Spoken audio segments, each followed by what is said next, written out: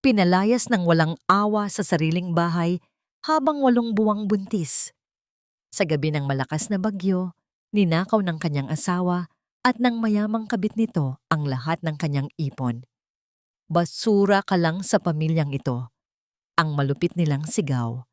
Ngunit mula sa putik ng pagtataksil, babangon ang isang reyna. Paano ba baligtarin ng isang hamak na asawa ang tadhana upang durugin ang mga taong sumira sa kanya? Tinitiis ko lang ang baduy na yon dahil sa bata. Pag nakuha ko na ang titulo ng bahay nila sa Tondo, itatapon ko na siya. Sa'yo lang ako, milady. Siya ang pampalipas oras, pero ikaw ang reyna ko. Ang tinig na yon ng kanyang asawang si Crisanto ay nagmula sa nakabukas na teleponong naiwan sa ibabaw ng kama. Sa kabilang dulo ng silid, nakaupo si Lunara Isabel sa gilid ng isang lumang upuan. Ang kanyang mga kalyadong daliri ay maingat na nagtatahi ng maliliit na punit sa isang murang sando ng sanggol na pilit niyang pinaganda gamit ang sariling pangarap. Nakangiti pa siya kanina habang nililikha sa kanyang isipan ang mukha ng kanyang panganay. Ngunit ngayon, ang nangiting iyon ay nanigas sa kanyang mga labi at napalitan ng panginginig. Isang mapaklang bara ang biglang sumakal sa kanyang lalamunan na tila ba nakalunok siya ng basag na salamin at inuubos nito ang kanyang hininga. Ang kanyang mga kamay na may hawak na karayom ay nanigas at bumaon ang talim nito sa kanyang hintuturo, ngunit hindi niya ininda ang hapdi ng sariling dugo. Mas matindi ang sakit na unti-unting pumupunit sa kanyang dibdib. Ang malamig na panginginig ay gumapang mula sa kanyang gulugod hanggang sa kanyang mga paa. Ang silid na inaakala niyang pugad ng kanilang pagmamahalan ay biglang naging isang masikip na kulungan na unti-unting kumikitil sa kanyang kaluluwa. Sa dami ng isinakripisyo niya, ganito ba talaga kamura ang halaga ng kanyang pag-ibig sa paningin ng lalaking pinangakuan niya ng buong buhay niya? Bumukas ang pintuan ng silid at pumasok si Crisanto. Nang makita niya ang teleponong hawak ni Lunara, mabilis niyang hinablot ito mula sa mga kamay ng asawa. Ang kanyang mukha ay nagdilim sa galit sa halip na kakitaan ng kahit anong bahid ng pagsisisi. Ano bang ginagawa mo? Nangengialam ka na naman ng gamit ko. Ang kanyang boses ay puno ng panunumbat at pandidiri. Pagod na pagod ako sa paghahanap ng pera para sa inyo ng bata. Tapos pag-uwi ko, gagawan mo pa ako ng issue? Kaya hindi tayo umaasenso dahil sa ganyang kakitiran ng utak mo, Lunara. Ibigay mo na sa akin ang titulo ng bahay sa Tondo kung gusto mong may makain kayo bukas. Hindi pa nakakabawi si Lunara mula sa matinding pagkawasak ay pumasok ang kanyang biyenan, si Doña Viridiana, na may suot na mamahaling alahas at nakataas ang kilay. Tiningnan ng matanda si Lunara mula ulo hanggang paa, na tila isang nakakadiring insekto na sumira sa kanilang malinis na mansyon. Dinampot ng ginang ang maliit na basket na naglalaman ng mga tinahing damit ng sanggol at walang alinlangang itinapon ito sa sahig. Ang mga puting damit ay kumalat sa malamig na marmol na parang mga basurang walang halaga. Wala kang utang na loob. Kinuha ka na nga namin mula sa estero ng Tondo, binigyan ka ng pangalan, tapos ikaw pa ang may ganang magalit sa anak ko? Palamunin ka na nga. Nagmamalaki ka pa. Imbes na lumaban o sumigaw upang ipagtanggol ang sarili, dahan-dahang lumuhod si Lunara. Kahit nahihirapan dahil sa malaki niyang tiyan, pilit niyang inabot at inipon ang mga nagkalat na maliliit na sando. Walang halaga ang kanyang dignidad ngayon. Ang tanging mahalaga ay ang mga damit na yon na siyang nag-iisang pamana na nakayanan niyang ihanda para sa kanyang anak. Ang kanyang mga luha ay tahimik na naglandas sa kanyang pisngi. Nahuhulog sa mga telang pilit niyang nililinis gamit ang nanginginig niyang mga kamay, habang ang kanyang puso ay tahimik na nagdurugo. Mula sa likuran ng biyenan niya, lumitaw ang isang babaeng nakasuot ng eleganteng pulang bestida. Si Milady Carrion, ang babaeng tinawag ni Crisanto na Reyna. May kinuha itong isang bungkos ng salapi mula sa kanyang mamahaling bag at walang awang inihagis ito sa harapan ni Lunara. Ang mga papel na pera ay nag-ikot-ikot sa hangin bago bumagsak sa tabi ng mga damit ng sanggol. "Kunin mo yan at umalis ka na," wika ni Milady na may mapang-uyam na ngiti sa mga labi. "Ako ang namumuhunan sa asawa mo. Ako ang nagbabayad ng utang nyo. Wala kang silbi rito, Lunara. Ako ang kailangan niya, hindi ang isang tulad mong amoy isda at pabigat sa buhay niya." Hinawakan ni Crisanto si Lunara sa braso at marahas na itinayo. Pilit siyang kinaladkad ng lalaking minsang nangako ng walang hanggang pag-ibig sa harap ng altar. Nagmakaawa si Lunara, ipinaalala ang sanggol sa kanyang sinapupunan at ang lahat ng kanyang isinakripisyo, ngunit bingi ang buong kabahayan sa kanyang pagtangis. Itinulak siya ng buong lakas palabas ng malaking pintuang kahoy. Bumagsak si Lunara sa malamig at magaspang na semento ng kanilang daanan. Ang ulan ay nagsimulang bumuhos ng malakas mula sa madilim na kalangitan. Hinahampas ang kanyang mahinang katawan na tila nakikisali sa kalupitan ng mundo. Ang lamig ng tubig ay tumagos hanggang sa kanyang mga buto. Nagpapamanhid sa kanyang balat, ngunit hindi sa kanyang wasak na puso. Sinubukan niyang tumayo, ngunit isang matalim at pumupunit na kirot ang biglang sumaksak sa kanyang puson. Napahawak siya sa kanyang tiyan, namimilipit sa sakit habang ang kanyang paningin ay unti-unting nilalamon ng kadiliman. Sa gitna ng malamig na kalsada at bumubuhos na ulan, dalawang nakakabulag na ilaw mula sa isang humaharurot na sasakyan ang mabilis na lumapit patungo sa kanyang nakabulagtag na katawan. Ang nakakabulag na liwanag mula sa humaharurot na sasakyan ay biglang huminto. Ilang pulgada na lamang ang layo sa nanginginig at nakabulagtag na katawan ni Lunara. Ang malakas na buhos ng ulan ay patuloy na bumabayo sa kalsada, ngunit sa gitna ng madilim na unos, isang lalaki ang mabilis na lumabas mula sa sasakyan.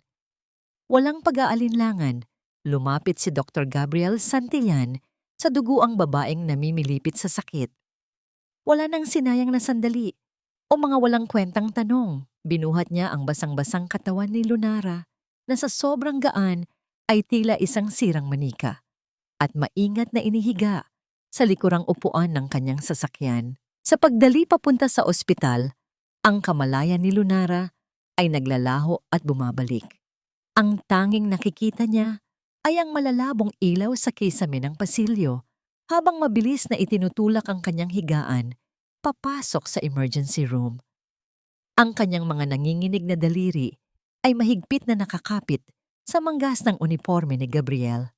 "Doc, please, save my baby," garalgal at halos walang boses na pakiusap niya, kasabay ng panginginig ng kanyang maputlang mga labi. "Kahit ako na lang ang mawala, huwag lang ang anak ko. Siya na lang ang meron ako." Ang bawat salita ay bumibiyak sa puso ng sinumang makakarinig. Isang pakiusap ng inang handang isuko ang sariling hininga para sa buhay sa kanyang sinapupunan. Sa loob ng malamig na operating room, naging mabilis at seryoso ang bawat kilos ng mga doktor at nurse. Habang inihahanda si Lunara para sa isang mabilisang operasyon, napansin ni Gabriel ang mga luma at naglalahong pasa sa mga braso at balikat ng babae. Ang mga marka ng pananakit na hindi nagmula sa aksidente, kundi mula sa mahabang panahon ng pang-aabuso at tahimik na pagdurusa. Isang matinding kirot at awa ang sumibol sa dibdib ng doktor. Pamilyar sa kanya ang mga ganitong bakas dahil nakita niya ito noon sa sarili niyang kapatid na hindi niya nailigtas mula sa isang malupit na asawa. Kinuyom ni Gabriel ang kanyang mga panga at sa tahimik niyang isipan, nangako siyang hindi niya hahayaang mamatay ang mag-inang ito sa kanyang mga kamay. Matapos ang ilang oras ng matinding kaba at pakikipaglaban kay kamatayan, isang malakas na iyak ng sanggol ang pumunit sa nakakabinging katahimikan ng silid. Isang iyak na puno ng buhay at tagumpay laban sa malupit na bagyong muntik ng kumitil sa kanila. Narinig yon ni Lunara. Isang mainit na luha ang pumatak mula sa sulok ng kanyang mata.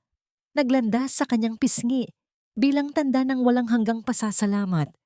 Bago siya tuluyang nagpadala sa bigat ng pagod at nakatulog ng mahimbing. Nang mailipat na si Lunara sa isang tahimik na kwarto upang magpahinga, pumasok si Gabriel upang silipin ang kalagayan ng kanyang pasyente. Pinagmasdan niya ang payapa, ngunit malungkot na mukha ng babae. Kinuha niya ang kanyang sariling tuyo at makapal na coat at napakaingat na idinantay ito sa manipis at nanginginig na balikat ni Lunara. Isang tahimik na gawa ng pagprotekta, nagbibigay ng init na ipinagkait sa kanya ng sarili niyang pamilya. Habang nililigpit ni Gabriel ang mga punit at basang damit na isinantabi ng mga nurse, may isang mabigat na bagay na nahulog mula sa bulsa ng lumang sweater ni Lunara. Tumama ito sa sahig na gawa sa makinis na baldosa at nag-iwan ng kislap sa ilalim ng ilaw. Kinuha ito ni Gabriel. Isa itong lumang kwintas na pilak at ang palawit nito ay isang detalyado at pamilyar na sagisag ng isang makapangyarihang angkan. Kumunot ang noo ng doktor, puno ng pagtataka kung paano napunta ang ganoong kahalagang pamana sa isang babaeng itinapon sa kalsada. Ang kanyang malalim na pag-iisip ay naputol ng masipat niyang mabuti ang ukit sa palawit. Hindi siya maaring magkamali. Ang tila ibong nakadipa, ang mga pakpak na nakapulupot sa isang espada, ay ang opisyal na sagisag ng pamilya Valmores, isang tanyag at napakayamang angkan na walang naiwang malinaw na tagapagmana matapos pumanaw ang kanilang pinuno. Paano napasakamay ng isang babaeng walang awang itinapon sa gitna ng unos ang ganito kahalagang pamana? Isang misteryong unti-unting bumalot sa isipan ng doktor. Maingat at puno ng paggalang na ibinalik ni Gabriel ang kwintas sa loob ng tuyong bulsa ng damit ni Lunara. Nagpa siyang itago muna ang katanungan para sa kaligtasan ng kanyang pasyente. Sa gitna ng payapang paghinga ng natutulog na ina, biglang umilaw ang basag na screen ng murang telepono ni Lunara na nakapatong sa maliit na mesa sa tabi ng kanyang higaan. Ang patuloy na pagyanig ng telepono ay lumikha ng mabilis na panginginig sa ibabaw ng kahoy. Pilit binabasag ang katahimikan ng madaling araw. Lumapit si Gabriel at binasa ang pangalang lumabas sa screen. Nakasulat doon ang pangalan ng biyenan nito. Sa pag-aakalang nag-aalala ang pamilya at sa kagustuhang ipaalam ang matagumpay na panganganak at kalagayan ng mag-ina, pinindot ng doktor ang telepono upang sagutin ang tawag. Formal siyang nagpakilala bilang manggagamot na sumagip kay Lunara.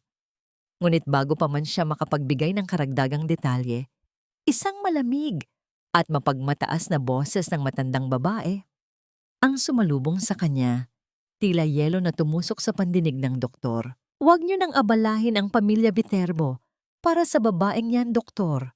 Matigas at walang bakas ng kahit anong awa na wika ni Doña Viridiana mula sa kabilang linya. Kung namatay siya o ang anak niya sa daan, pabor pa yun sa amin dahil nabawasan kami ng pabigat. Wala na siyang kinalaman sa pamilyang ito, kaya huwag na kayong tatawag dito para humingi ng pambayad sa ospital. Ipasok niyo siya sa charity ward kung gusto niyo. Ang linya ay agad na pinutol mula sa kabilang dulo. Nag-iwan lamang ng isang nakakapasong katahimikan na pumaibabaw sa buong silid. Ibababa sana ni Gabriel ang telepono nang mapansin niyang nakadilat na ang mga mata ni Lunara. Pilit nitong kinakagat ang sariling labi upang pigilan ang paghikbi. Ngunit ang patuloy na pag-agos ng masaganang luha mula sa kanyang mga mata ay nagkanulo sa matinding pagkawasak ng kanyang kaluluwa. Narinig niya ang lahat. Mariing nakuyom ni Gabriel ang kanyang mga kamao. Nakaramdam ng matinding galit para sa mga taong sumira sa babaeng ito.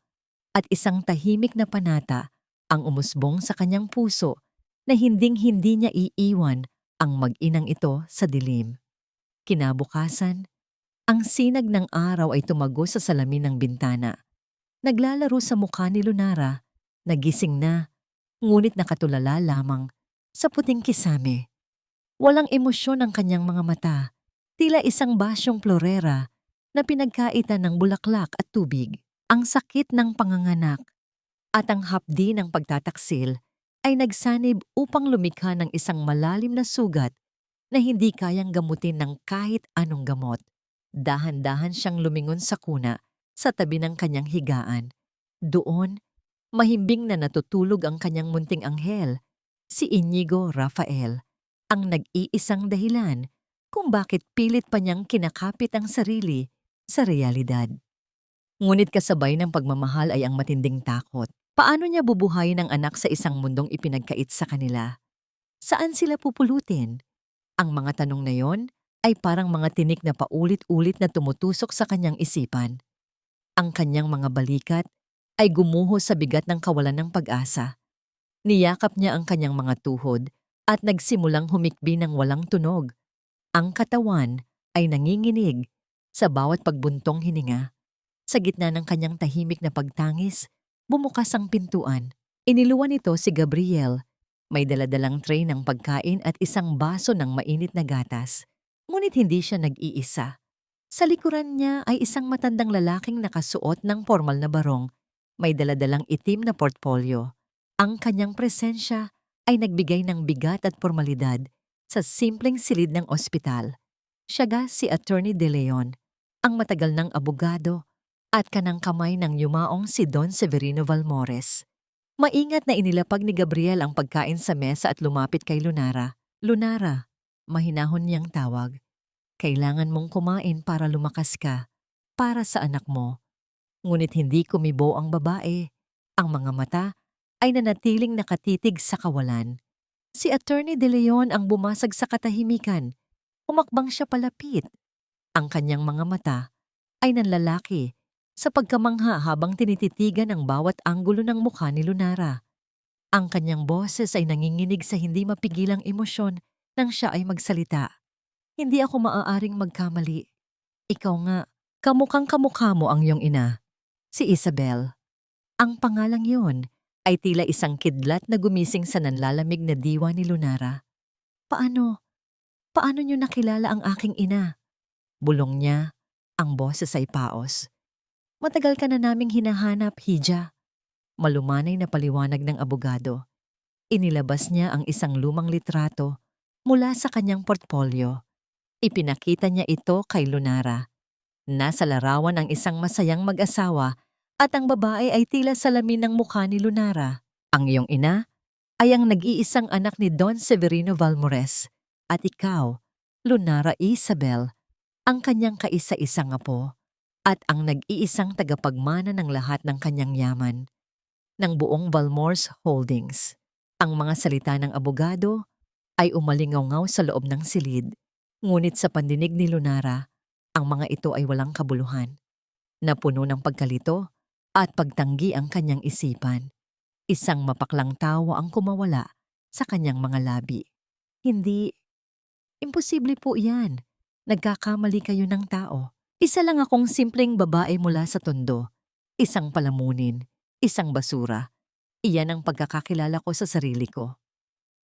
Ang bawat salita ay puno ng panunuya sa sarili. Mga salitang ibinaon sa kanyang isipan ng mga taong umapi sa kanya. Pero ang kwintas na ito, sabat ni Gabriel, maingat na inilalabas ang pilak na kwintas mula sa isang maliit na supot. Ito ang nag-iisang patunay. Ang sagisag ng mga Valmores, hindi ito aksidente, Lunara.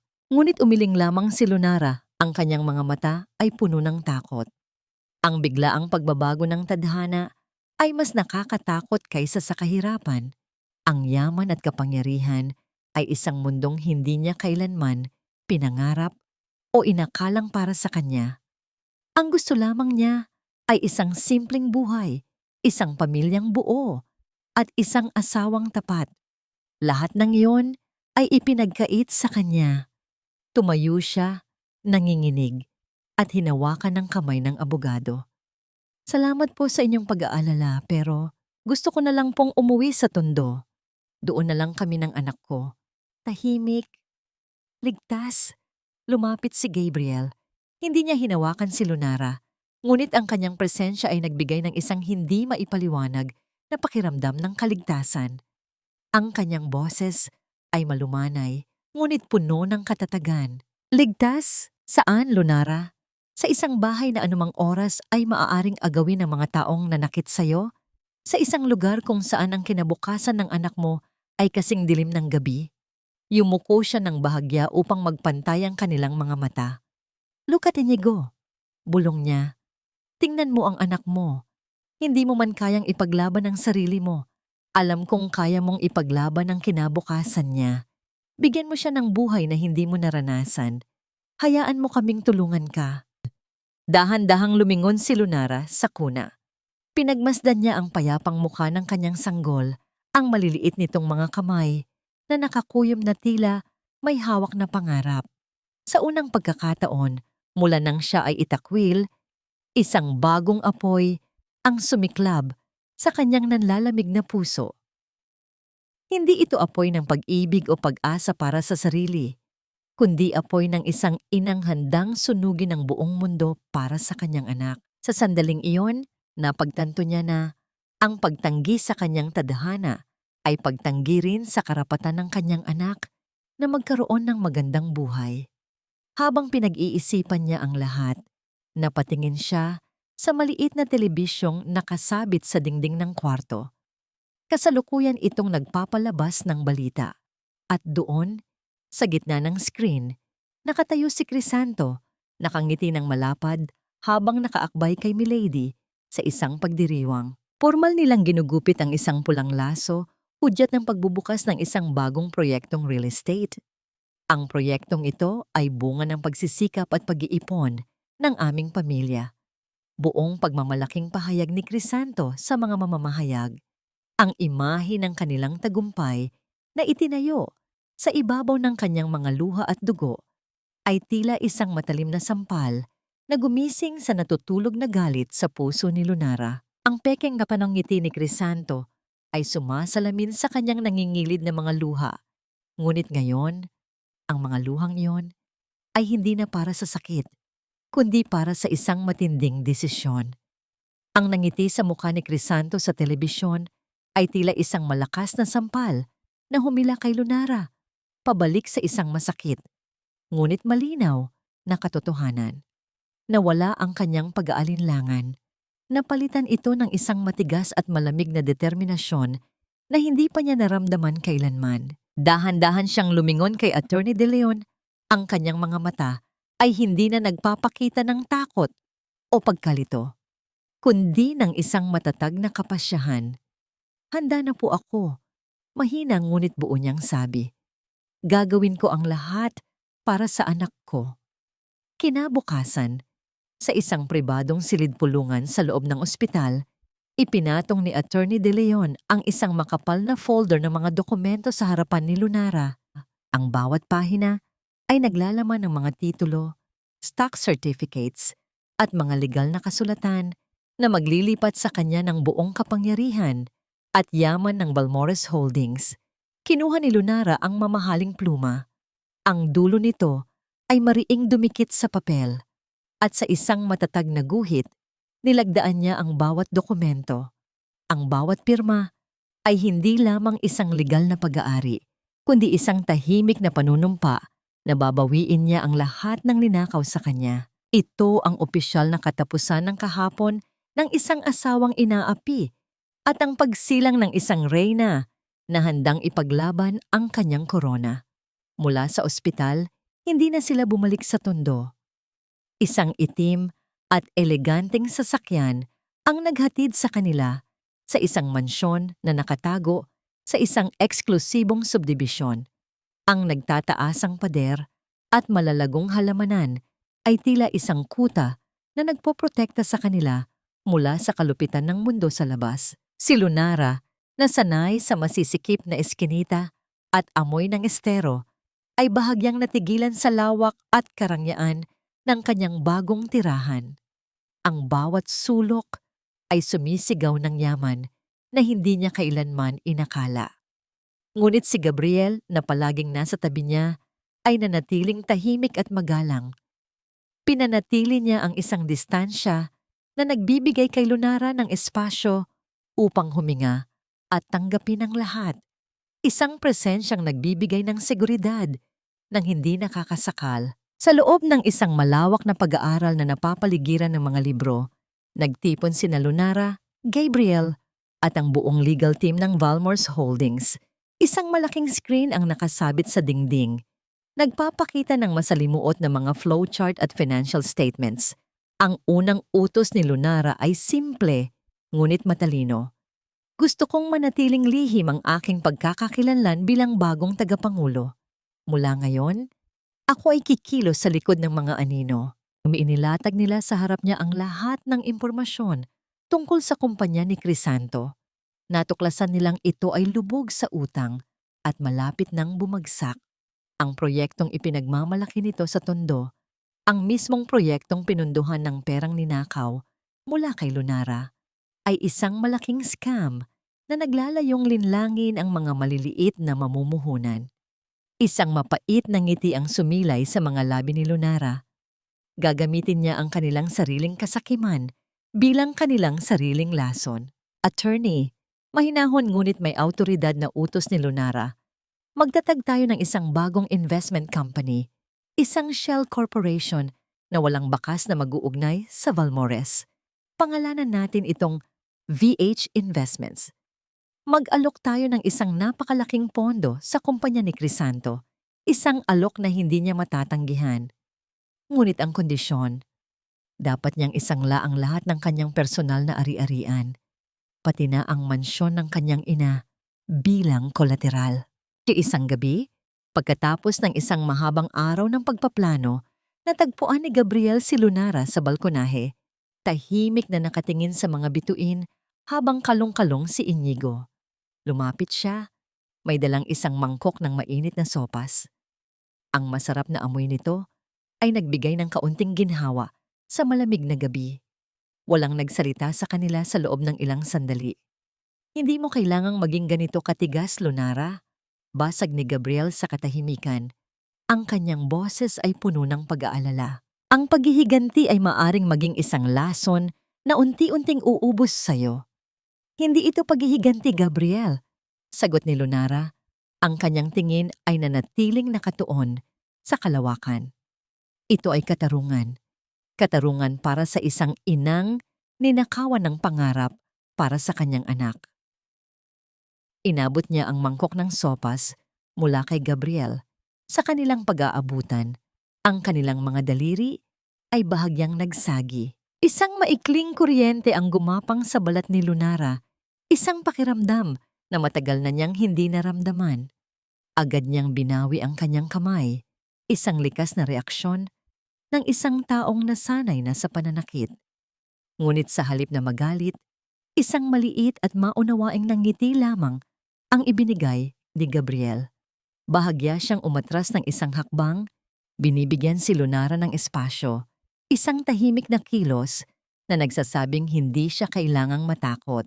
Kinabukasan, isang mensahe ang dumating sa email ni Crisanto. Isang alok mula sa isang misteryosong kumpanyang tinatawag na VH Investments.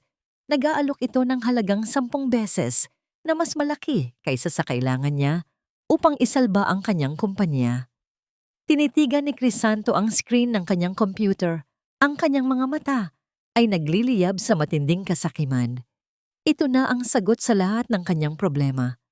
Ito na ang tiket niya patungo sa tuktok ng tagumpay. Walang pag-aalinlangan, ipinatawag niya ang kanyang abogado at inutusang ihanda ang lahat ng papeles, handang isugal ang lahat, kahit pa ang ari-arian ng kanyang sariling ina, para lamang sa kumikinang na gintong nasa dulo ng bahaghari. Ang pagdating ng alok mula sa VH Investments ay tila isang milagrong bumaba mula sa langit para sa pamilya Viterbo. Sa isang iglap, ang namimintong pagbagsak ay napalitan ng isang marangyang pagdiriwang. Sa loob ng kanilang mansyon, ang mga mamahaling alak ay dumaloy na parang tubig, at ang mesa ay napuno ng mga pagkaing karaniwan lamang nakikita sa mga sosyal na magazine. Si Doña Veridiana, na suot ang kanyang pinakamakinang na mga alahas, ay abala sa pagyayabang sa kanyang mga amiga tungkol sa henyo ng kanyang anak sa pagnenegosyo. Si Crisanto naman, na nakatayo sa gitna ng sala, ay mayabang na nagtataas ng kanyang kopita. Ipinagdiriwang ang tagumpay na inaakala niyang sa kanya lamang.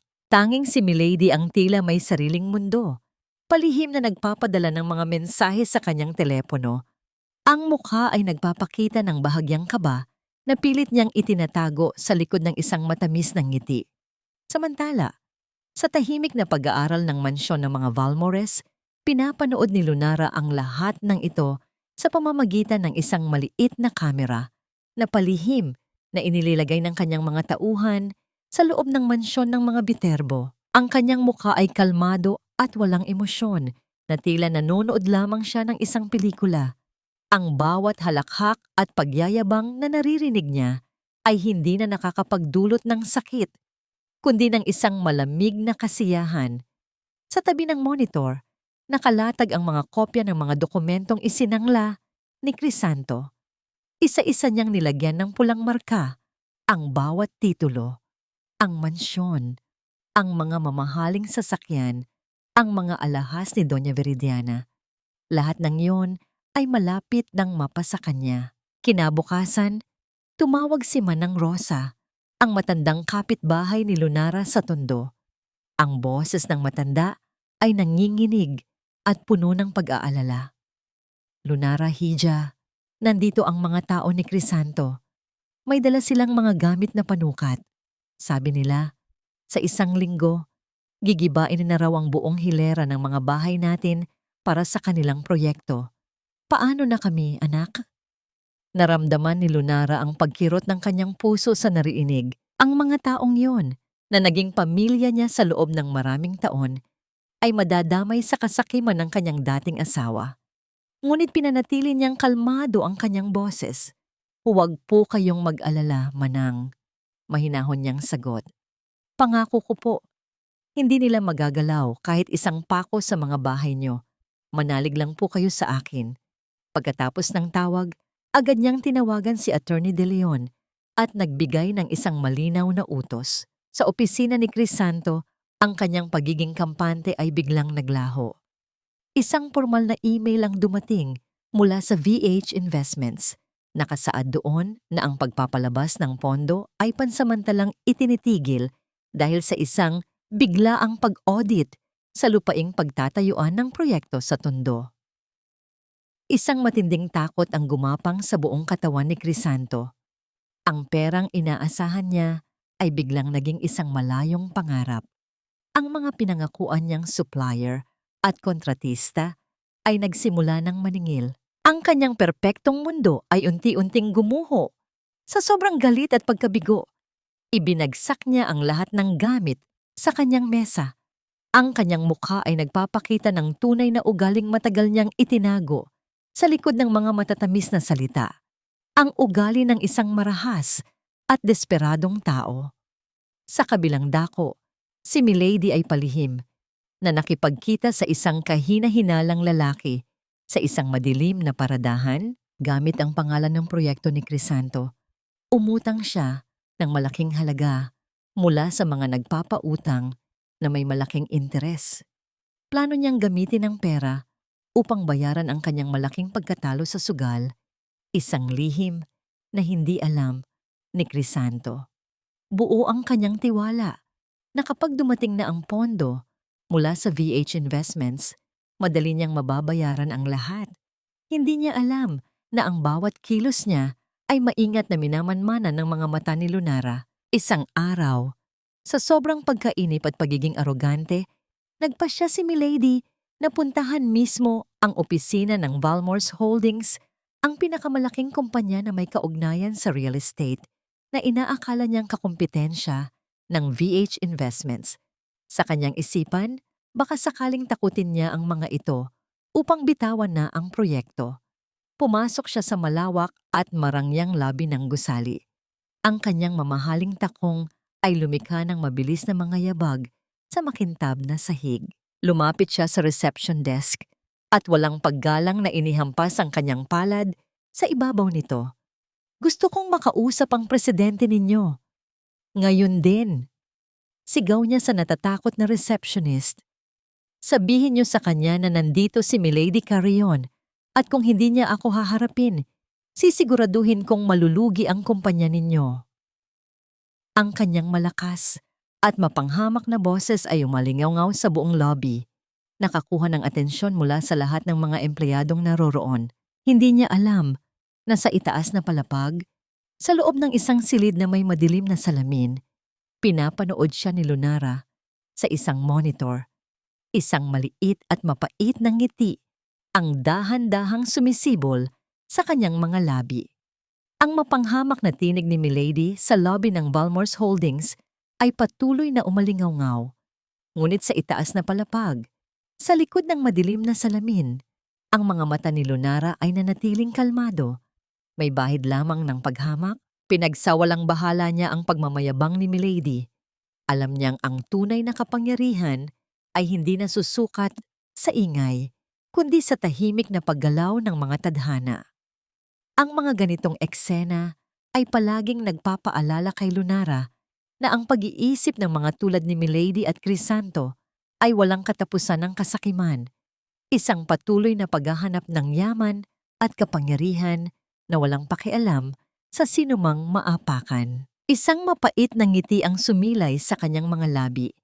Sa kaalamang ang pagbagsak ng dalawa ay hindi na nalalayo. Kinagabihan, ang langit ay muling nagdilim at nagsimulang bumuhos ang malakas na ulan. Hinahampas ang malaking bintana ng silid ni Inigo. Habang natutulog si Lunara, bigla siyang nagising sa isang kakaibang pakiramdam. Mainit ang noo ni Inigo at mahina ang kanyang pag-ungol na tila nagpapahiwatig ng kanyang pagdurusa. Nagulantang si Lunara. Ang alaala ng kanyang mga araw na nag-iisa at walang magawa sa sakit ay biglang nagbalik, kasama ang takot na baka mawalan siya ng anak, na gaya ng pagkawala ng kanyang ina. Nagsimulang manginig ang kanyang buong katawan, pinapawisan at nilalamig. Ang kanyang puso ay nanginginig. Sa matinding pag-aalala, hindi niya kailangan magsalita. Sa isang sulyap ni Gabriel sa pag-aalala sa mukha ni Lunara, agad siyang tumalima. Walang pag-aalinlangan, agad siyang dumating sa silid. Bit-bit ang kanyang emergency kit sa kabila ng malakas na ulan. Ang kanyang mga kamay ay gumalaw ng mabilis at propesyonal habang sinuri niya ang sanggol. Gamit ang kanyang malumanay na boses, sinabi niya kay Lunara ang mga dapat gawin na tila nililinaw niya ang mga ulap sa isipan ng babae. Matapos ang ilang sandali, bumaba ang lagnat ni Inigo at dahan-dahang humupa ang kanyang pag-iyak, muling nakatulog ng payapa sa kanyang kuna. Sa tahimik na espasyo ng kusina, inasikaso ni Gabriel ang paggawa ng tsa. Ang bawat kilos niya ay may maingat na paggalang. Ang kanyang presensya ay nagdudulot ng isang pakiramdam ng kapayapaan na matagal nang hinahanap ni Lunara. Inilapag niya ang 2 tasa ng mainit na tsaa na may halong bulaklak ng chamomile sa mesa. Ang amoy ng herbal na tsaa ay pumuno sa silid, nagbigay ng banayad na init sa malamig na hangin. Umupo sila sa magkabilang dulo ng mesa. Ang dilaw na ilaw mula sa ilaw ay nagbigay ng isang malambot at pribadong glow sa kanilang pag-uusap. Noong bata pa ako, mahina niyang simula. Ang kanyang mga mata ay nakatingin sa mainit na tasa ng tsa. May kapatid akong babae. Mahal na mahal ko siya. Palagi ko siyang pinoprotektahan. Pero dumating ang araw na nagpakasal siya sa isang lalaking mapanakit. Puno ng pagmamahal ang puso niya, kaya sinubukan niyang ipagtanggol ang kanyang asawa. Sinabi niya sa akin na ginagawa lang niya iyon dahil mahal niya ako at ang kanyang pamilya. Hindi ko siya nailigtas, Lunara. Huli na ang lahat.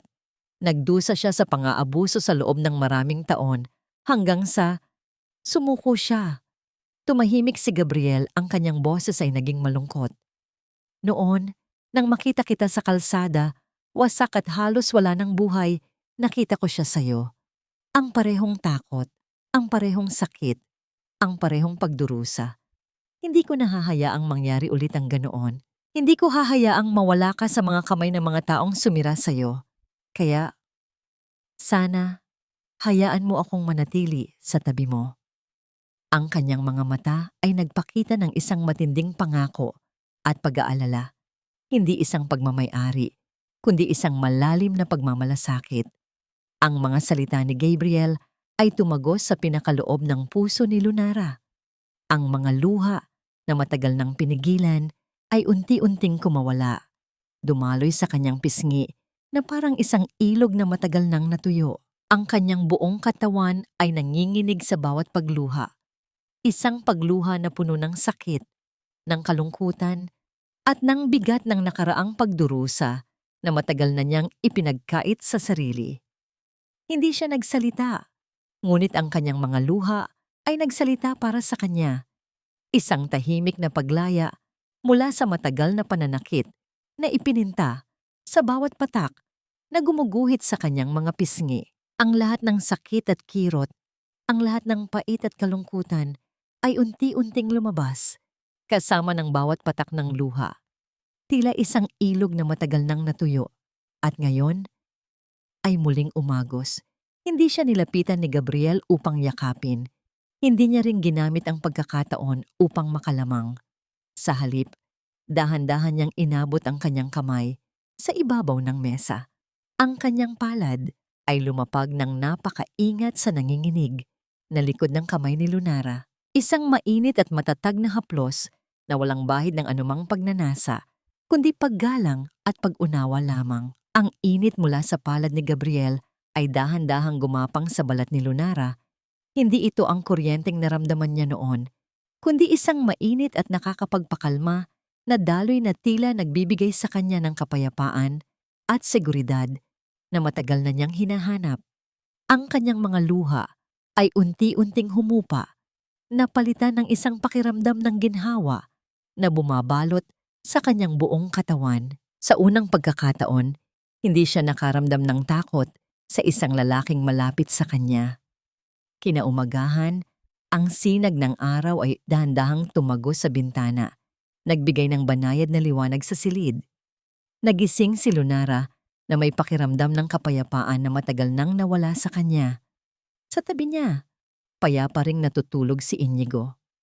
Nang siya ay lumabas mula sa silid ng kanyang anak, nakita niya si Gabriel na naghahanda ng almusal sa kusina. Isang simpleng tanawin, ngunit punong-puno ng init at pagmamahal, na tila ito na ang tahanan na matagal na niyang pinapangarap.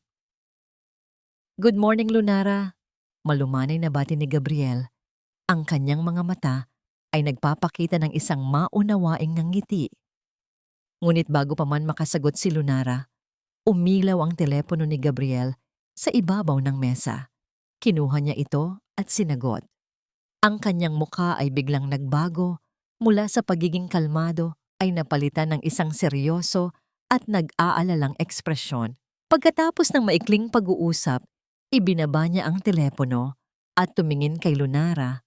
Ang kanyang mga mata ay puno ng lungkot. "May masama akong balita, Lunara," mahina niyang simula.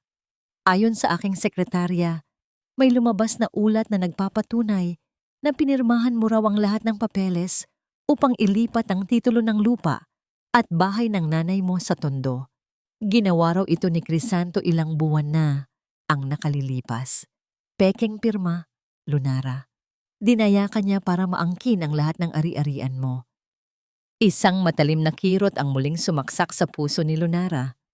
Ang huling piraso ng kanyang nakaraan, ang huling alaala ng kanyang ina, ay pilit na inagaw sa kanya ng lalaking minsan niyang minahal. Sa kamay ni Gabriel, nakita niya ang kopya ng isang lumang papeles.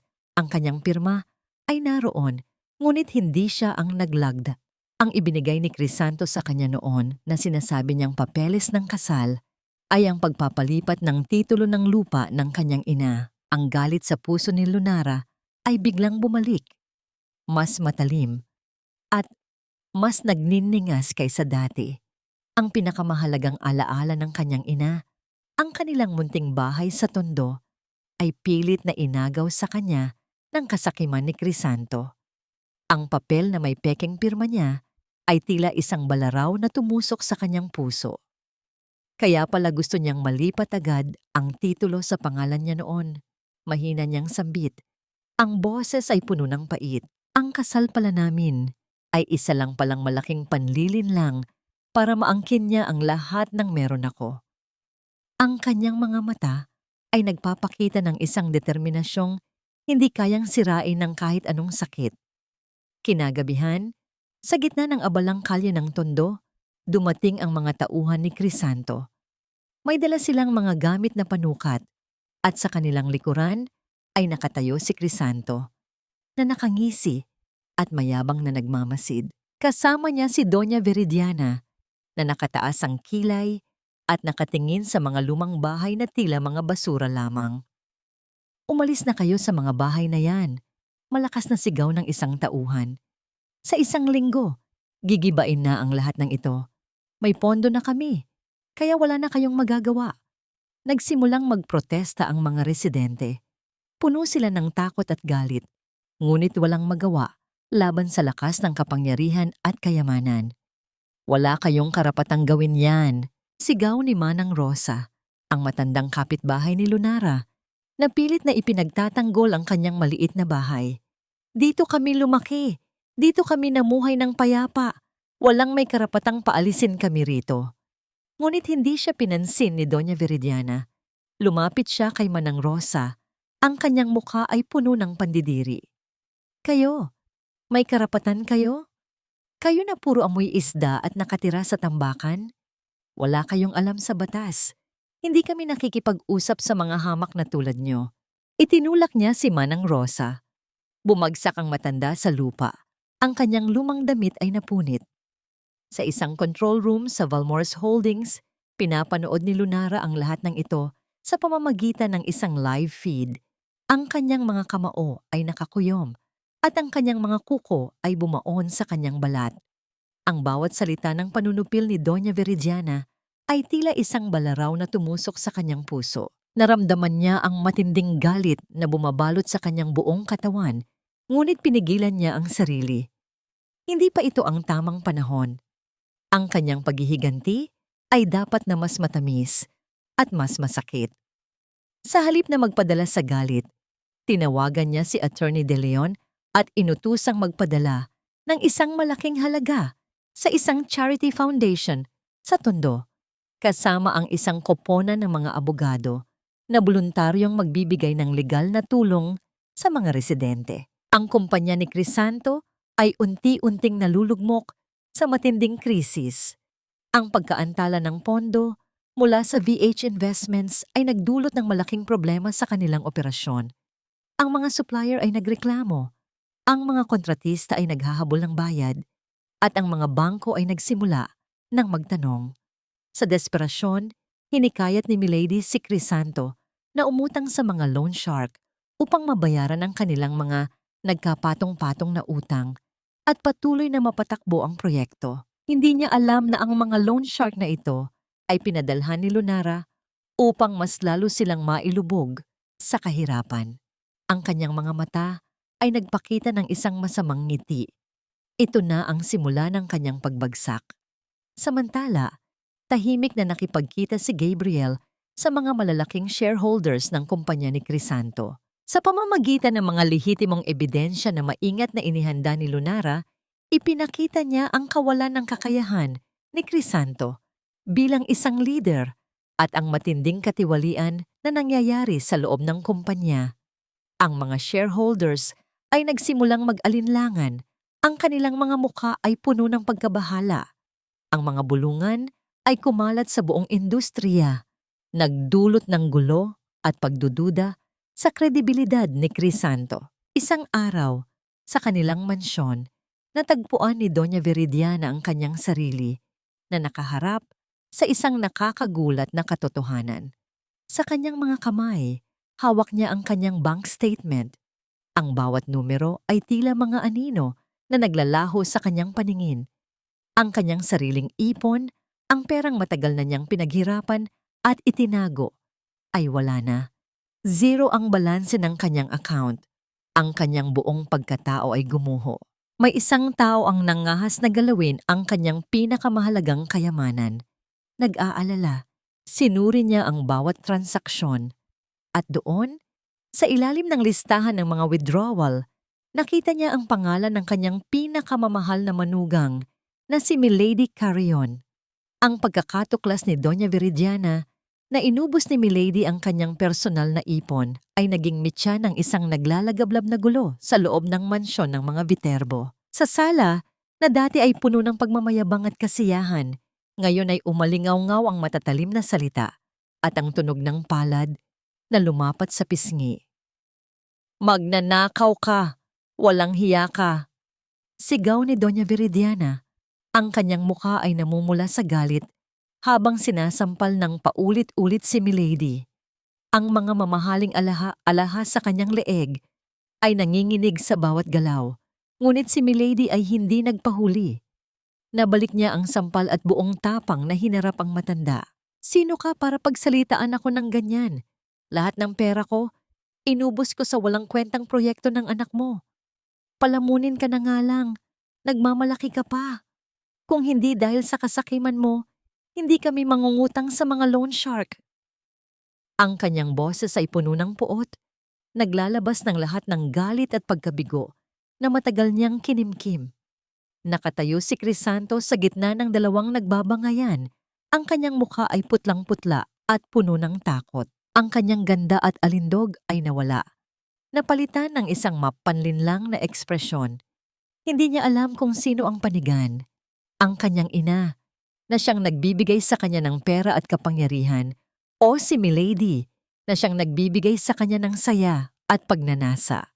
Sa sandaling iyon, napagtanto niya na ang pagmamahal ni Milady sa kanya ay isang malaking kasinungalingan, isang pagmamahal na nakatuon lamang sa kanyang posisyon at yaman, malayo sa gulo at kaguluhan ng mansyon ng mga Viterbo. Payapang naglalakad si Lunara sa malawak at luntiang hardin ng kanyang bagong tahanan. Ang simoy ng hangin ay dahan-dahang humahaplos sa kanyang mukha, nagbibigay ng ginhawa sa kanyang isipan. Hawak niya sa kanyang mga bisig si Inigo na mahimbing na natutulog. Ang kanyang munting mukha ay payapa at inosente. Lumapit si Gabriel, naglalakad sa kanyang tabi. Ang kanyang presensya ay nagbibigay ng isang tahimik na suporta. Ang kanyang mga mata ay nagpapakita ng isang malalim na pag-unawa at paggalang. Walang mga salita na kailangan. Ang kanilang katahimikan ay puno ng pagmamahalan at pagkakaintindihan. Ang araw ay unti-unting lumulubog. Ang gintong liwanag nito ay nagbigay ng isang mainit na kulay sa kanilang balat. Ang hangin ay dahan-dahang humaplos sa mga hibla ng buhok ni Lunara at inabot ni Gabriel ang kanyang kamay upang dahan-dahang ayusin ang mga ito. Isang simpleng kilos, ngunit puno ng pagmamahal at pag-aalaga. Ang kanilang mga mata ay nagsalubong at sa isang sandali, ang mundo ay tila huminto. Ang kanilang mga puso ay nag-uusap sa tahimik na pagkakaintindihan. Biglang umilaw ang telepono ni Gabriel. Isang abogadong pinagkakatiwalaan niya ang nasa kabilang linya. "Doc, kinuha na ng mga loan shark ang sasakyan ni Milady. Doon mismo sa gitna ng EDSA. Hindi niya raw nabayaran ang utang niya." Ibinaba ni Gabriel ang telepono at bumaling kay Lunara. Ang kanyang mga mata ay nagpapakita ng isang malungkot na ngiti. Mukhang nagsisimula ng bumagsak ang kanilang perpektong mundo, Lunara. Hindi pa natatapos ang araw, dumating sa opisina ni Crisanto ang isang tralap mula sa korte. Nakasaad doon ang isang kaso ng pandaraya at paglustay ng pondo na inihain ng kanyang mga shareholders. Ang kanyang pangalan ay unti-unting nalalantad sa publiko. Ang kanyang kinang ay unti-unting naglalaho, napapalitan ng isang madilim na anino ng kahihiyan. Nagulantang si Crisanto. Nagmamadali siyang tumawag sa isang pribadong numero. Ang kanyang boses ay nanginginig at puno ng takot. "Kailangan kong makausap ang Chutich ng VH Investments. Ngayon din. Kailangan ko ng tulong ninyo. I'm begging you. Please help me." Sa kanyang desperasyon, Nagsimulang mag-isip si Crisanto ng paraan upang iligtas ang kanyang sarili. Ang kanyang mga mata ay nanliit, puno ng isang bagong klase ng kasakiman. Ang tanging paraan ay maghanap ng biktima, isang tao na kanyang isasakripisyo upang mailigtas ang kanyang sariling balat. Pumasok siya sa kanyang opisina at sa harap ng kanyang computer, nagpadala siya ng isang email sa kanyang abogado na may nakasulat na malinaw na utos. I-redirect ang lahat ng kaso ng pandaraya at paglustay ng pondo sa pangalan ni Milady Carreon. Madiin niyang utos. Siya ang may kasalanan. Siya ang may hawak ng lahat ng perang ninakaw. Siya ang gumawa ng lahat ng masasamang gawain. Kailangan niyang magdusa para sa lahat ng kanyang ginawa. I'm protecting myself and my family. Ang kanyang boses ay puno ng pagtataksil, handang itapon ang babaeng minahal niya para lamang mailigtas ang kanyang sarili. Ang araw ng paghuhukom ay dumating. Sa labas ng gusali ng korte, ang mga mamamahayag ay nagkukumpulan. Ang kanilang mga kamera ay nakatutok sa bawat kilos, naghahanap ng mainit na balita. Ang presyo ng stock ng kumpanya ni Crisanto ay bumagsak ng husto, mas mababa pa sa pinakamababang halaga. Ang mga headlines sa mga pahayagan ay puro tungkol sa iskandalo ng pandaraya at paglustay ng pondo. Lahat ay naghihintay sa kanilang pagbagsak. Sa loob ng kanyang opisina, pilit na inayos ni Crisanto ang kanyang buhok. Sinubukan niyang magpakita ng kumpiyansa, ngunit ang kanyang mga kamay ay nanginginig ng husto. Ang kanyang mukha ay maputla at ang mga bilog sa ilalim ng kanyang mga mata ay nagpapakita ng mga gabi ng walang tulog. Okay lang yan, anak, wika ni Doña Veridiana na nakatayo sa tabi niya. Puno ng pagmamayabang ang kanyang tinig. Basta ipagtanggol mo ang pangalan ng ating pamilya, ipakita mo sa kanila na hindi tayo nagpapatalo. Ang kanyang presensya ay hindi para magbigay ng suporta, kundi upang panatilihin ang kanilang dangal. Samantala, sa isang eksklusibong silid paghahanda sa pinakamataas na palapag ng Valmores Holdings, nakaharap si Lunara sa isang malaking salamin. Suot niya ang isang eleganteng puting blazer at isang manipis na blusa. Wala siyang suot na mamahaling alahas, tanging ang kanyang kwintas lamang, ang sagisag ng kanyang angkan, ang nakasabit sa kanyang leeg. Ang kanyang buhok ay maayos na nakatali. Ang kanyang mukha ay kalmado at puno ng determinasyon. Hindi na siya ang mahina at takot na babaeng umiiyak sa gitna ng unos. Ngayon, siya ay isang reyna, handang harapin ang sinumang mangahas na hamunin siya. Tinitigan niya ang kanyang sarili sa salamin at sa kanyang mga mata, makikita ang isang malalim na pagbabago. Ang sakit ay nagbigay sa kanya ng lakas at ang luha ay nagbigay sa kanya ng pananampalataya. Lumapit si Gabriel mula sa likuran niya. Hindi siya nagsalita. Dahan-dahan niyang inayos ang kwelyo ng blazer ni Lunara. Ang kanyang mga mata ay nagsalubong sa mga mata ni Lunara sa salamin. Isang matatag na tingin, puno ng pagtitiwala at suporta. Handa ka na, Lunara. Mahina niyang wika. Nasa likod mo ako, kahit ano pa ang mangyari. Ang bawat sakit na pinagdaanan mo, ngayon ay magiging lakas mo. Panahon na para bawiin ang lahat ng sayo. Huminga ng malalim si Lunara. Ipinikit ang kanyang mga mata at binalikan ang alaala ng gabing siya ay itinapon sa gitna ng unos. Ang lamig ng ulan, ang sakit ng kanyang tiyan, ang walang awang mukha ni Crisanto at Milady. Ang bawat sakit ay naging apoy na nagpalakas sa kanyang determinasyon. Idinilat niya ang kanyang mga mata. Ngayon, hindi na siya natatakot. Handang-handa na siya. Sa labas ng gusali, isang itim at makintab na limousine ang dahan-dahang huminto sa harap ng mga mamamahayag. Ang logo ng Valmores Holdings ay kumikinang sa gilid ng sasakyan. Nagulantang ang lahat. Hindi nila inasahan ang pagdating ng pinakamalaking kumpanya sa bansa. Nagmamadaling umakyat sa hagdan si Lunara. Sa kanyang likuran ay ang kanyang legal team at si Gabriel. Sa bawat hakbang niya, ang tunog ng kanyang mga takong ay umalingaw-ngaw sa malaking pasilyo, isang tunog na puno ng kapangyarihan at pagbabago. Ang kanyang presensya ay nagdulot ng isang kakaibang aura na pumuno sa buong lugar. Sa loob ng silid-pulungan, ang lahat ng mga shareholders at ang pamilya Viterbo ay nakaupo, puno ng kaba at pag-aalala. Si Crisanto, na nakaupo sa gitna, ay pilit na pinapanatili ang kanyang pagiging kumpiyansa. Biglang bumukas ang malaking pintuan ng silid. Ang lahat ng ingay ay biglang tumigil. Ang bawat mata ay nakatuon sa pintuan, puno ng pagtataka at pag-asa. Ang liwanag sa labas ay dahan-dahang pumasok at sa gitna nito, lumitaw ang isang babae. Ang kanyang mga hakbang ay matatag at puno ng pagtitiwala. Ang tunog ng kanyang mga takong ay umalingaw-ngaw sa buong silid, na tila nagbibigay ng isang nakakapanindig balahibong babala sa lahat ng naroroon. Ang tunog ng mga takong ni Lunara ay umalingaw-ngaw sa buong silid-pulungan. Bawat hakbang ay tila isang matalim na balaraw na tumatagos sa katahimikan. Ang kanyang presensya ay nagdulot ng isang matinding tensyon.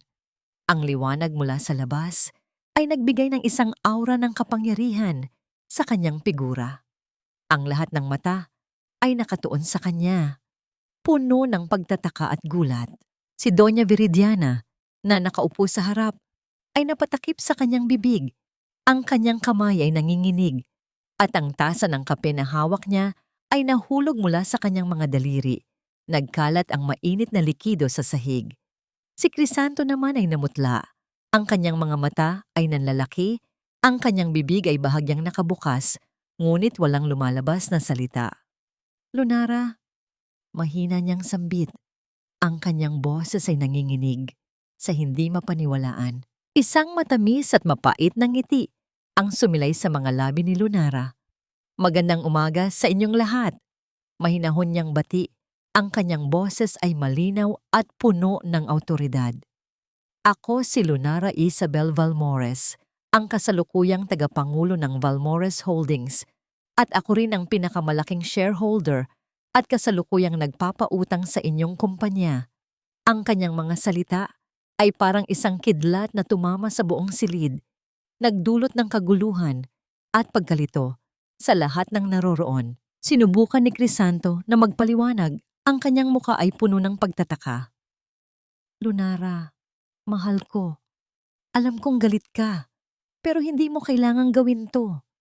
Alam kong ginagawa mo lang to para guluhin kami, para pagselosin ako.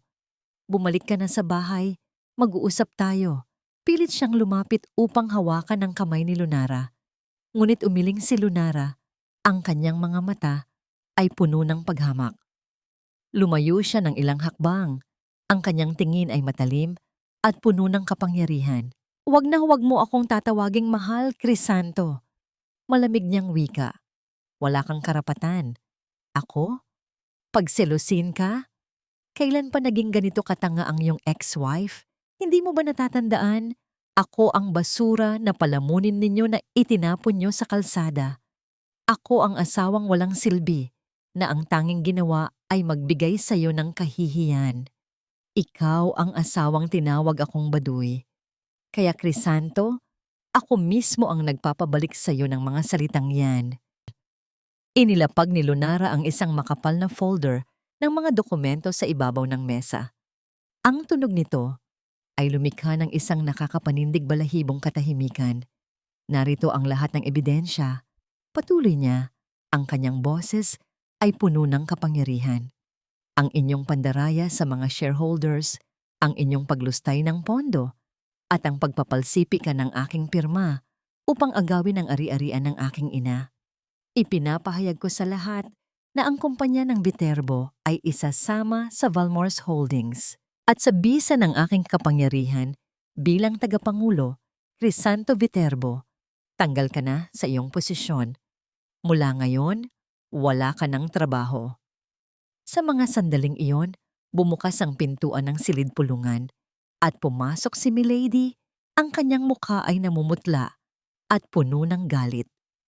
"Wala kang karapatang gawin yan, Crisanto." Sigaw niya, ang kanyang boses ay puno ng puot. "Ako ang pinagbintanggan mo ng lahat ng kasalanan. Ako ang ipinadala mo sa hukay para lang mailigtas ang sarili mo. Walang hiya ka." Sinubukan niyang lapitan si Crisanto. Ang kanyang mga kuko ay handang kumalmot. Ngunit bago pa man siya makalapit, pumasok ang dalawang pulis. Maingat silang lumapit kina Crisanto at Milady. "Crisanto Viterbo at Milady Carreon, inaaresto namin kayo sa kasong pandaraya, paglustay ng pondo at pagpapalsipika ng dokumento," formal na pahayag ng isa sa mga pulis. Ang mga posas ay dahan-dahang lumapat sa kanilang mga pulso. Ang metal na tunog nito ay pumuno sa silid, isang tunog na nagpapahayag ng kanilang pagbagsak. Si Crisanto ay nanlaban. Pilit na ipinagtatanggol ang kanyang sarili, habang si Milady ay nagmumura at nagagalit. Si Doña Veridiana ay bumagsak sa kanyang upuan. Ang kanyang mukha ay puno ng pagkabigla at kahihiyan. Ang kanyang perpektong mundo ay gumuho sa isang iglap. Hindi ito maaaring mangyari. Ang aking anak, ang aking mansyon, ang ating pangalan. Ganoon ang kanyang pagluha. Ang kanyang mga luha ay umaagos, hindi dahil sa pagmamahal sa kanyang anak, kundi dahil sa pagkawala ng kanyang karangalan at kayamanan. Nagsimula siyang gumapang sa sahig, papalapit kay Lunara. Ang kanyang mga kamay ay pilit na inabot ang paa ng dating manugang. "Lunara, maawa ka.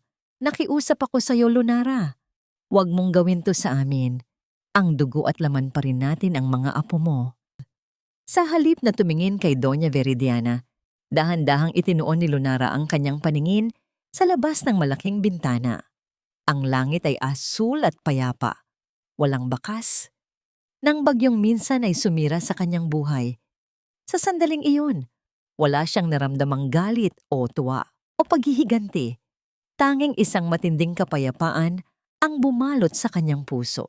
Ang mga salita ni Doña Veridiana ay patuloy na umalingaw-ngaw sa kanyang tenga, ang pagbanggit ng kanyang apo na tila isang huling pagtatangka upang manghikayat. Mariing lumingon si Lunara sa matanda. Ang kanyang mga mata ay nanatiling matigas, walang bakas ng pagmamahal o pagpapatawad. Mariing tinitigan ni Lunara si Doña Veridiana. Ang kanyang mga mata ay nanatiling matigas at walang bakas ng pagmamahal. Dahan-dahan niyang inalis ang paa mula sa pagkakayapos ng matanda. "Ang aking anak, Doña Veridiana," mahinahon niyang wika. Ang kanyang boses ay may malamig na awtoridad. "Ang kanyang dugo ay mula sa akin. Ang kanyang pangalan ay Valmores. Walang ni anino ng maruming dugong Viterbo ang mananalaytay sa kanyang mga ugat." Ang bawat salita ay tila isang matalim na balaraw na tumusok sa puso ng matanda. Isang direktang pagputol ng lahat ng ugnayan na minsan ay pilit na ipinaglaban ni Lunara. Pumigla si Crisanto sa mga pulis. Ang kanyang mukha ay puno ng galit at kahihiyan. "Huwag kang maniwala sa kanya, ma. Ako ang anak mo. Ako ang totoong biktima rito." Ngunit bago pa man siya makagawa ng mas malaking gulo, dahan-dahang kinontrol siya ng mga pulis. Sa kanyang tabi, si Milady ay patuloy na nagmumura at nagsisigaw. Ang kanyang mga mata ay nagpapakita ng isang matinding puot kay Crisanto. Ang dalawang dating magkasintahan na minsan ay naghati sa kanyang kaligayahan, ngayon ay nagbabangayan at nagkakalat ng kanilang sariling baho sa harap ng lahat. Inilabas sila ng mga pulis sa silid pulungan. Ang kanilang mga figura ay unti-unting lumiliit sa paningin ng mga tao. Lumapit si Attorney De Leon kay Lunara. May hawak na isang tumpok ng mga papeles. "Miss Valmores," formal niyang wika, "narito ang mga dokumento para sa paglilitis sa lahat ng ari-arian ng mga Viterbo. Sa ilalim ng kasunduan, lahat ng ari-arian na isinangla ni Crisanto, kabilang ang mansyon, ay mapupunta sa Valmores Holdings upang mabayaran ang mga utang at magsilbing kabayaran sa mga biktima ng kanilang pandaraya sa Tondo. Isang maliit na ngiti ang sumilay sa mga labi ni Lunara. Ito ang katarungan na matagal niyang ipinaglaban. Ipatupad po ninyo, attorney. Maikli niyang utos. Ang mansyon na minsan ay naging kulungan niya, ngayon ay magiging kabayaran para sa kanyang mga kapwa-biktima. Ang bawat pader na sumaksi sa kanyang pagdurusa, ngayon ay babagsak upang magbigay daan sa pag-asa ng iba. Lumabas si Lunara mula sa gusali. Ang sikat ng araw ay dumampi sa kanyang mukha. Ang kanyang mga balikat ay gumaan, na tila isang mabigat na pasanin ang inalis sa kanya. Wala na ang galit na minsan ay bumabalot sa kanyang puso. Wala na rin ang sakit. Tanging isang matinding kapayapaan at kalayaan ang kanyang naramdaman.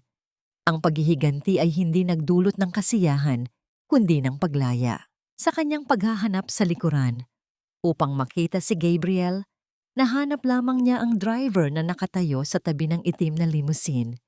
Miss Valmores, magalang na wika ng driver, may hawak na isang puting sobre. Ito po ang iniwan ni Dr. Santillan para sa inyo. Kinuha ni Lunara ang sobre. Sa loob nito ay isang sulat. Isinulat sa isang eleganteng sulat kamay. Binuksan niya ang sobre, ang kanyang puso ay nagsimulang bumilis. Ang mga mata niya ay dahan-dahang dumausdos sa bawat salita. Lunara, ang aking misyon ay matagumpay na natapos. Natupad ko ang aking pangako sa aking kapatid at sa iyo na protektahan kayo mula sa mga halimaw. Ngayon, ikaw ay malaya na. Ikaw ay isang reyna na nakatayo sa iyong sariling paa, handa ng mamuno sa isang imperyo. Ang iyong kinabukasan ay kasing lawak ng kalangitan. Ngunit ako ay isang simpleng manggagamot lamang. Isang tao na sanay sa pag-aayos ng mga sugat at pagpapagaling ng mga sakit. Ang iyong mundo ay masyadong malaki para sa akin, Lunara. Ang iyong kalangitan ay masyadong malawak. Hindi ako angkop para sa iyo.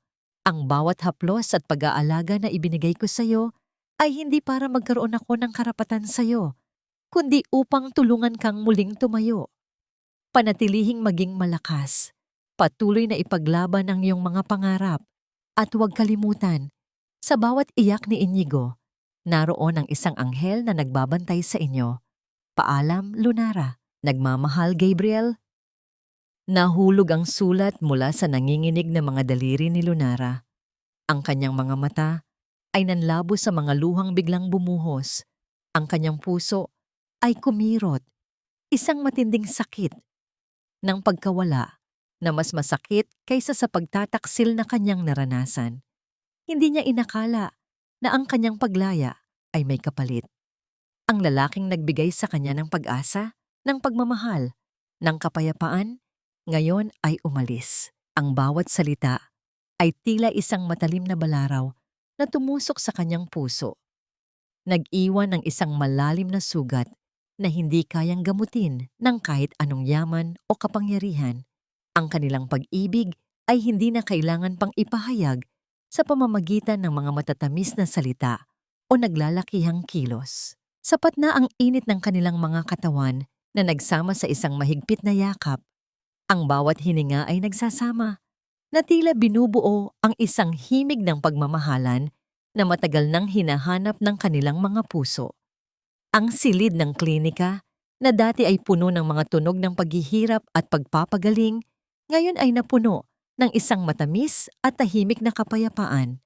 Nang dahan-dahang lumuwag ang yakap, hinawakan ni Lunara ang kamay ni Gabriel. Kinuha niya ang stethoscope na nakasabit sa leeg ni Gabriel at dahan-dahang inilagay ang metal na bahagi nito sa kanyang dibdib, sa itaas ng kanyang puso.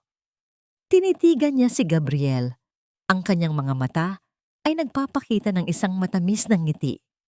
Pakinggan mo, Gabriel. Mahina niyang wika. Ang kanyang boses ay puno ng pagmamahal. Ito ang puso ko. Ito ang puso ng Lunara na minsan ay wasak. Ngunit ngayon, ito ay bumubuo ng isang bagong ritmo. Isang ritmo na puno ng pag-asa at puno ng pagmamahal para sa'yo. Ipinikit ni Gabriel ang kanyang mga mata. Inilapit ang kanyang tenga sa stethoscope. Ang tunog ng tibok ng puso ni Lunara ay malinaw na naririnig. Isang malakas at matatag na ritmo na tila nagpapahayag ng isang bagong simula. Hindi na ito ang malungkot at mahinang tibok ng isang taong nagdurusa, kundi ang malakas na ritmo ng isang pusong puno ng pagmamahal at kapayapaan. Sa sandaling iyon, alam niya na hindi na niya kailangan pang umalis. Si Lunara ang kanyang tahanan, ang kanyang kapayapaan, ang kanyang kinabukasan. Ang mga araw na sumunod ay napuno ng isang bagong sigla. Si Lunara, na dati ay abala sa pagpaplano ng kanyang paghihiganti, ngayon ay mas abala sa pagbuo ng isang pamilya. Araw-araw, pagkatapos ng kanyang mga pulong sa Valmores Holdings, dumadaan siya sa klinika ni Gabriel, dala ang mga pagkain na personal niyang inihanda. Si Inigo ay unti-unting lumalaki, at sa bawat ngiti ng kanyang anak, nakikita niya ang isang mas maliwanag na kinabukasan. Ang Valmores Holdings ay patuloy na umuusbong sa ilalim ng kanyang pamumuno.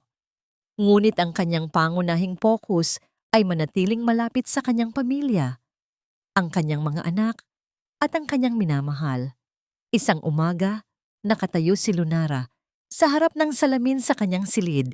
Suot ang isang simpleng ngunit eleganteng kulay asul na damit. Ang kanyang mukha ay puno ng kapayapaan at kaligayahan. Ang kanyang buhok ay maayos na nakakabit sa isang malinis na porma at ang kanyang mga mata ay nagliliwanag. Nag-ayos siya ng kaunti, naglagay ng bahagyang lipstick. Naghanda siya para sa isang napakahalagang araw sa kanyang buhay. Bumukas ang pintuan ng silid at pumasok si Gabriel, kalong-kalong si Inigo. Ang bata ay may suot na isang malinis na puting damit at ang kanyang mga mata ay nagliliwanag sa saya. Lumapit si Gabriel kay Lunara. Ang kanyang mga mata ay puno ng pagmamahal at paghanga. Ang ganda mo, Lunara. Mahina niyang wika. Ngumiti si Lunara. Ang kanyang puso ay puno ng kaligayahan. Kinuha niya si Inigo mula sa mga bisig ni Gabriel at niyakap ng mahigpit. Ready na ba kayo, mga mahal ko? Tanong niya. Tumango si Gabriel. Ang kanyang mga mata ay nagsalubong sa mga mata ni Lunara sa salamin. Ang tatlo ay nakatayo sa harap ng salamin. Isang pamilyang buo at puno ng pagmamahal. Ang kanilang mga ngiti ay sumasalamin sa salamin. Isang imahe ng kaligayahan at kapayapaan. Ngayon, ang Lunara na minsan ay wasak at puno ng sakit. Ngayon ay isang reyna na nakatayo sa kanyang sariling paa, kasama ang kanyang minamahal at ang kanyang munting anghel, handa para sa isang bagong simula. Ang pag-ibig, ayon sa kanya, ay hindi lamang nagbibigay ng saya, kundi lakas at pag-asa. 3 taon na ang lumipas. Ang Valmores Holdings, sa ilalim ng matatag at matalinong pamumuno ni Lunara, ay lumago ng husto. Ngunit higit pa sa yaman, naging simbolo ito ng pag-asa. Sa isang marangyang bulwagan, ginaganap ang taunang pagdiriwang ng Quay Valmores, no'y umuusbong ang pag-asa, isang foundation na itinatag ni Lunara para sa mga nagdadalang taong ina na walang katuwang at mga batang biktima ng pang-aabuso, tulad ng kanyang sarili noon. Nakatayo si Lunara sa entablado. Suot ang isang puting gown na kumikinang sa ilalim ng ilaw. Ang kanyang mukha ay puno ng kumpiyansa at kaligayahan. Ang kanyang mga mata ay nagliliwanag. Ang kanyang boses ay malinaw at puno ng inspirasyon habang ibinabahagi niya ang kanyang kwento ng pagbangon at pagpapatawad. Hindi na siya ang Lunara na puno ng takot at pag-aalinlangan, kundi isang babaeng puno ng lakas at pag-asa. Sa gitna ng kanyang talumpati, inilipat niya ang kanyang tingin sa mga upuan sa harapan. Doon, nakaupo si Gabriel. Ang kanyang mga mata ay puno ng pagmamalaki at pagmamahal. Sa kanyang kandungan, mahimbing na natutulog si Inigo, na ngayon ay isang malikot at masiglang bata na. Malayo sa bulwagang iyon, sa loob ng malamig at masikip na kulungan, Nakaupo si Crisanto sa isang sulok. Ang kanyang buhok ay puti na, at ang kanyang mukha ay puno ng matinding pagod at pagsisisi. Ang dating malakas at mayabang na Crisanto, ngayon ay isang basag na tao na iniwan ng lahat. Si Milady naman, matapos makulong, ay tuluyan ng iniwan ng kanyang pamilya. Walang ni isa sa kanila ang lumapit upang dalawin o tulungan siya. Para kay Lunara, ang pagpapatawad ay hindi na kailangan. Ang pinakamalaking pagpapatawad ay ang tuluyang paglimot sa kanilang presensya sa kanyang buhay. Ang kanilang pagbagsak ay hindi na nagbigay ng kasiyahan, kundi isang mapait na paalala ng nakaraang sakit na ngayon ay tuluyan ng naglaho. Sa pagtatapos ng pagdiriwang, umuwi sina Lunara, Gabriel at Inigo sa kanilang mansyon. Umakyat sila sa balkonahe kung saan matatanaw ang kumikinang na siyudad ng Maynila. Ang malamig na simoy ng hangin ay dahan-dahang humaplos sa kanilang balat, naghatid ng isang pakiramdam ng kapayapaan. Niyakap ni Gabriel si Lunara mula sa likuran. Ang kanyang baba ay dahan-dahang ipinatong sa balikat ng babae. Ang kanyang mga bisig ay mahigpit na pumulupot sa bewang ni Lunara, nagbigay ng isang mainit at matatag na suporta. Sa kandungan ni Lunara, payapa namang natutulog si Inigo na sa pagtulog ay nakangiti. Tila pinapangarap ang isang masayang kinabukasan. "Masaya ka ba, Lunara?" Mahina niyang tanong. Ang kanyang boses ay puno ng pagmamahal. Ngumiti si Lunara. Ang kanyang mga mata ay nanlabo sa luha. Ngunit ngayon, ang mga luhang iyon ay dahil sa matinding kaligayahan. Isinubsob niya ang kanyang ulo sa balikat ni Gabriel. "Masaya ako, Gabriel," bulong niya.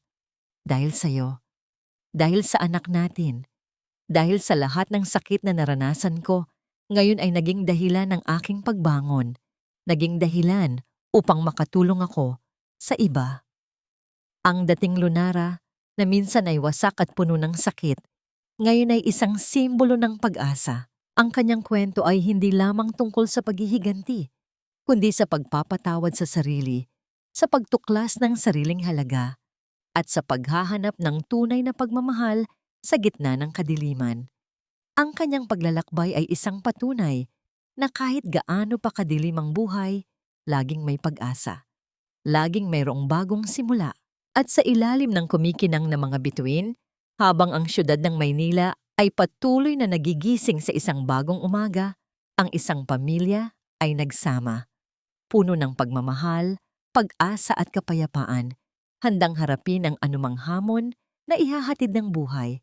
Ang kwento ni Lunara ay hindi lamang isang kwento ng pagbangon, kundi isang pamana ng pag-ibig na magpapatuloy na magbibigay inspirasyon sa maraming kababaihan na nakaranas ng sakit at pagdurusa.